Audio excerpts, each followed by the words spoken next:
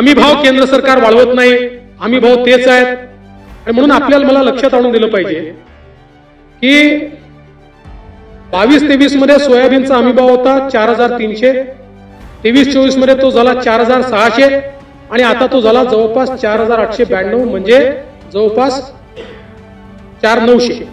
म्हणजे मागच्या वर्षी तो 300 रुपयांनी वाढवला, याही वर्षी तो 292 रुपयांनी वाढवला.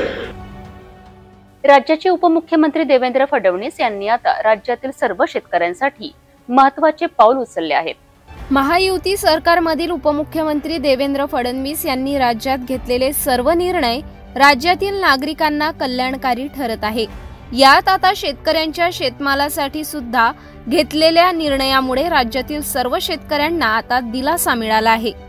राज्यातील सर्व शेतकऱ्यांच्या सोयाबीन पिकाला चांगला भाव मिळणार आहे. केंद्र सरकारने पुढील 90 दिवसात 13 लाख टन सोयाबीन हमी भावाने खरेदी करण्याचा निर्णय घेतला आहे. यामुळे राज्यातील सोयाबीन पिकवणाऱ्या शेतकऱ्यांना मोठा फायदा होणार आहे. नाफेड आणि SCCFच्या खरेदी केंद्रांवर खरेदी होणार असा निर्णय केंद्र सरकारने घेतला असता उपमुख्यमंत्री देवेंद्र फडणवीस यांनी लगेचच ही योजना राज्यात अंमलात आणली आहे. शेतकऱ्यांनी पिकवलेलं सोयाबीन नाफेड आणि SCCFच्या खरेदी केंद्रावर खरेदी केले जाणार आहे.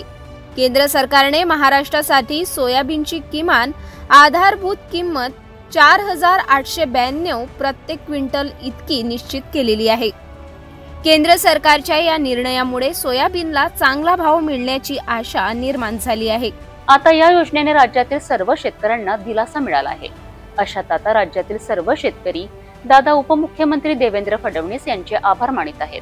अशा निर्णयामुळे आता राज्यातील सर्व शेतकऱ्यात आनंदाचे वातावरण निर्माण झाले असून उपमुख्यमंत्री देवेंद्र फडणवीस यांचे अभिनंदन आणि आभार मानले जात आहे.